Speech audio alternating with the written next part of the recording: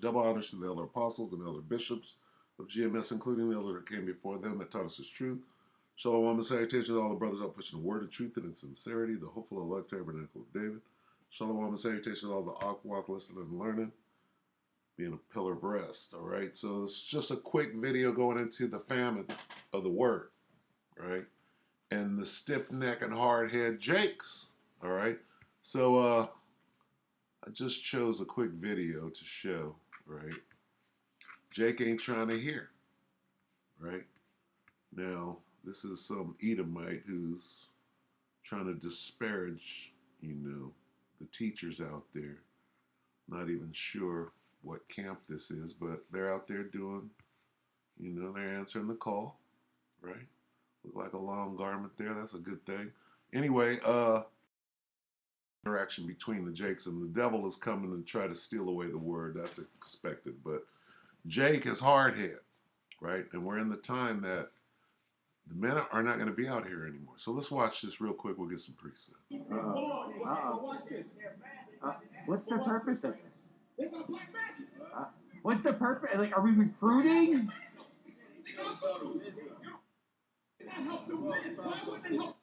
Yeah, they're recruiting. They're sounding the trumpet, and they're bidding Jake to the marriage, right? And Esau is over here doing what he's supposed to do, being the damn devil. But the point is Jake is stiff-necked and hard-head, and we have instructions to make our head hard against him, right? For the time that we're out there. And the point is that time is coming to a quick end anyway. The purpose of this? Like, are we just sitting here? And Esau is clearly mad because we're coming together. This is the effort to bring Jake together, but only the elect is going to, but this infuriates Esau. Just curious. Oh, is that what it is? So you said the whole country. Debate of facts. Yes. Very good at it. Very good at it. I'm Adam the Woo. Jake can walk right by. Esau's making parody of it. Can you imagine sitting there arguing about witches? Are you serious? Look. Oh my God. They're everywhere today. Camps everywhere.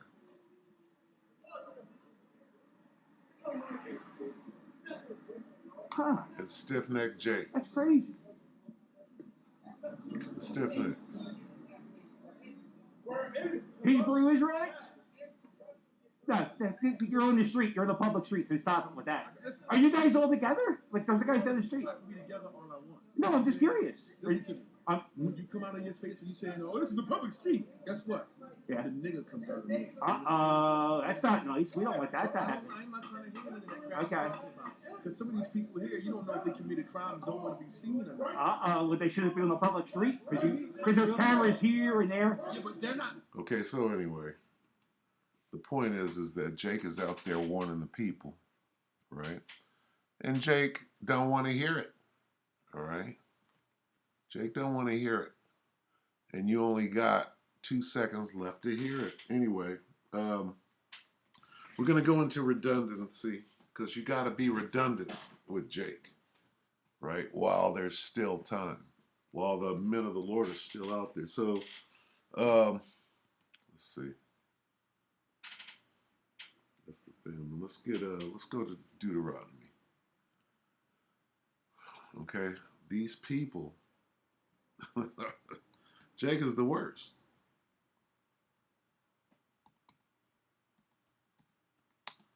Deuteronomy 9. It's just a quick little.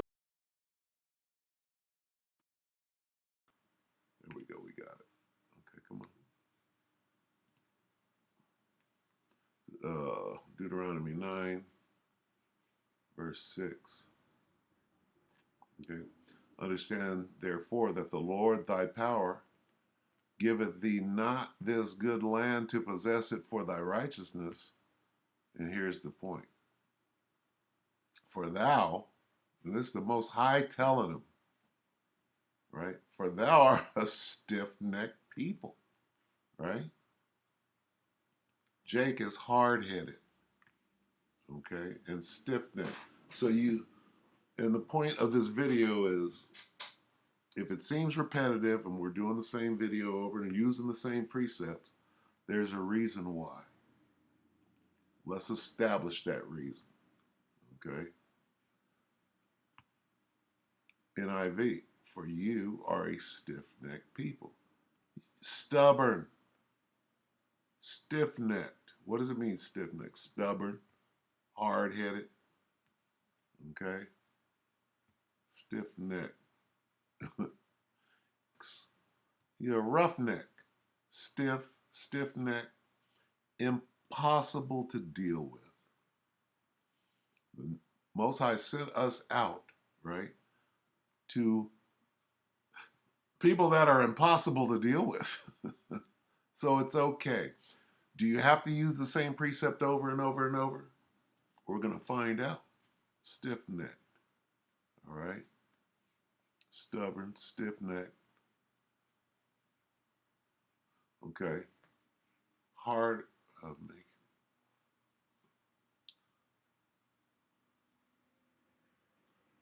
make thy face hard against, I don't know if this is right. Let's see if we can find it.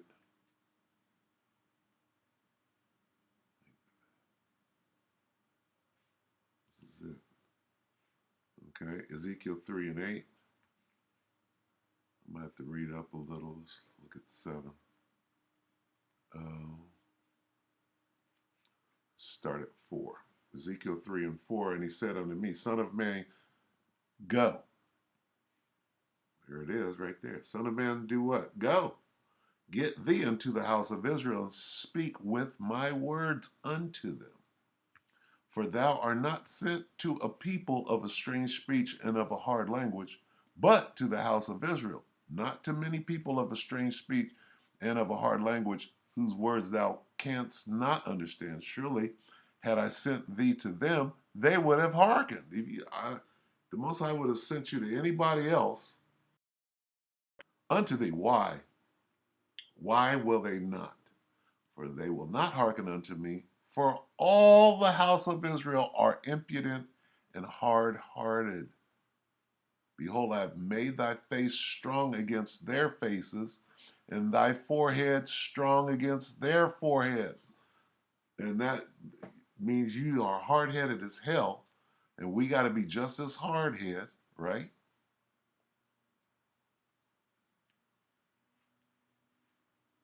As an adamant, harder than flint have I made thy forehead. Fear them not, neither be dismayed by their looks, though they be a rebellious house. This is telling you, the Most High knows how he created his beloved, the hard-headed house of Israel. Let's see. Let's go into this real quick. It says, NIV, but I will make you as unyielding and hardened as they are. Obstinate. What's that word obstinate mean? Okay. Make your face hard as theirs, strong against theirs, just as hard as your forehead, as hard as their forehead. Hard-headed. Niggas are hard-headed.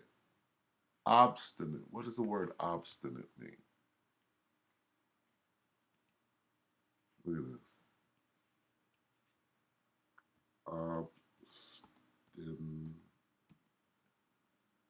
Obstinate definition.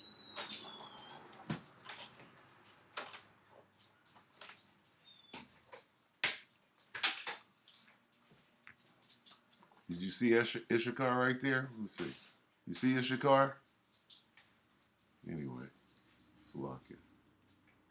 Obstinate. Stubborn.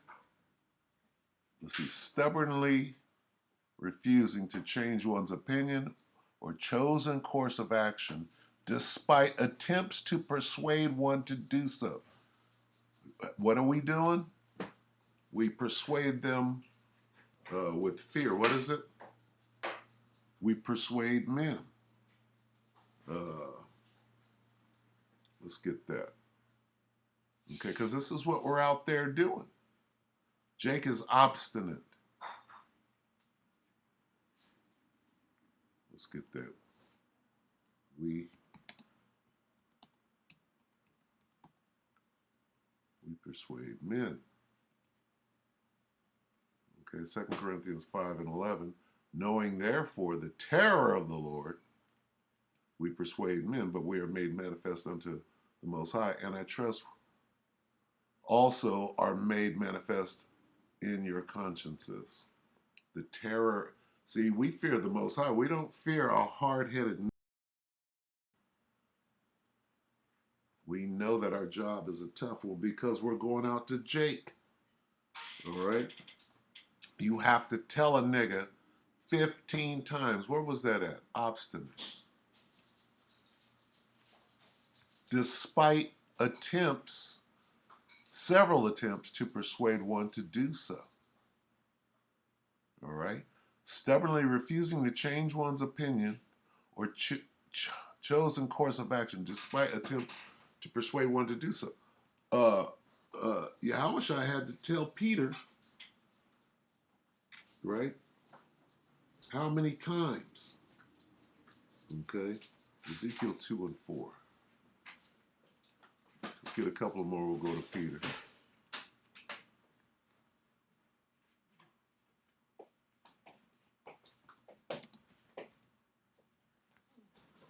Just a couple of instances.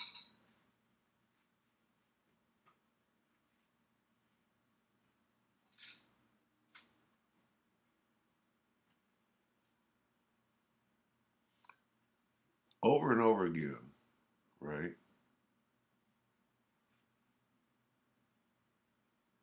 Over and over again, it's revealed that Jake is hard-headed as hell. Start at 3. Ezekiel 2 and 3. And he said, to a rebellious nation that hath rebelled against me, and their fathers have transgressed against me, even to this very day. For they are impudent children and stiff-hearted. What does that mean? Your heart is your mind. Mind is in your head.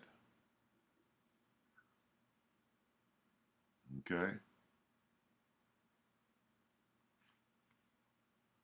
Jump down to 6. And thou, son of man, be not afraid of them, neither be afraid of their words, though briars and thorns be with thee, and thou dost dwell among scorpions. That's a cut. Calling Jake a scorpion. Be not afraid of the words, nor be dismayed at their looks, though they be a rebellious house.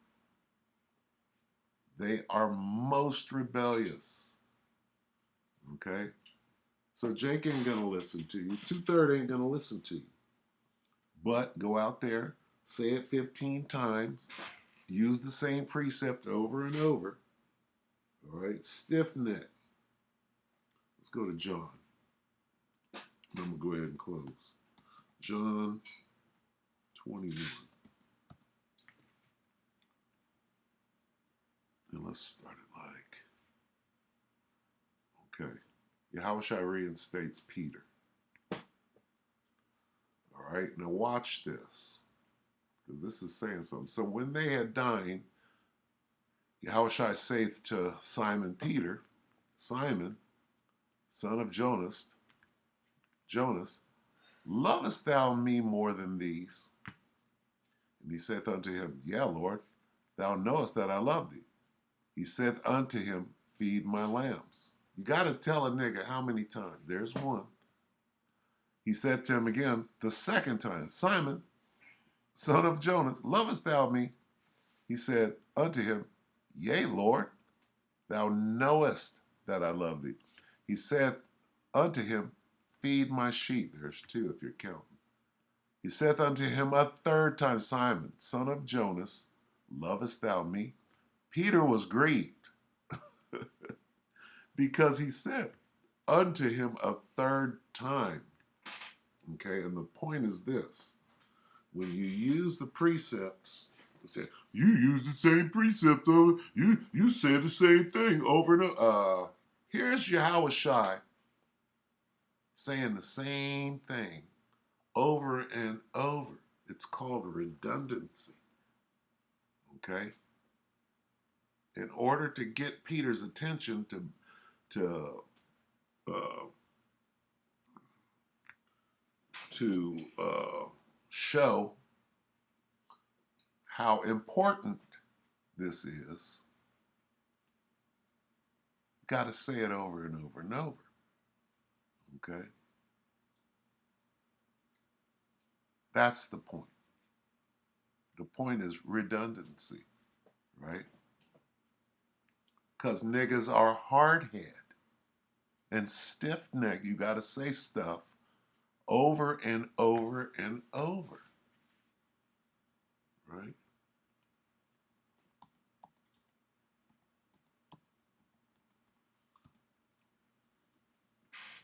The state of being or no longer needed or useful, redundancy. Redundant. Let's see, that's not what we want.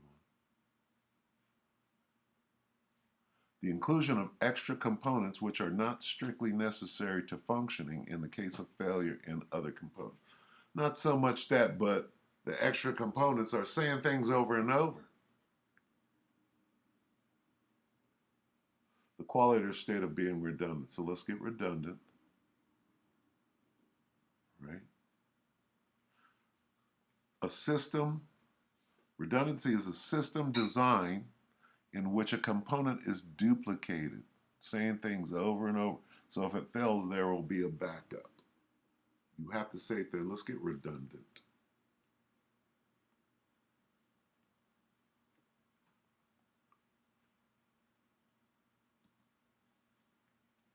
Redundant. Not or no longer needed or useful, superfluous.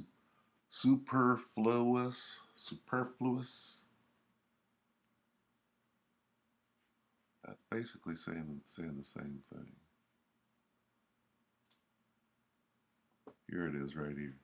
The meaning of redundant is exceeding what is necessary or normal, meaning saying things more than once. Okay?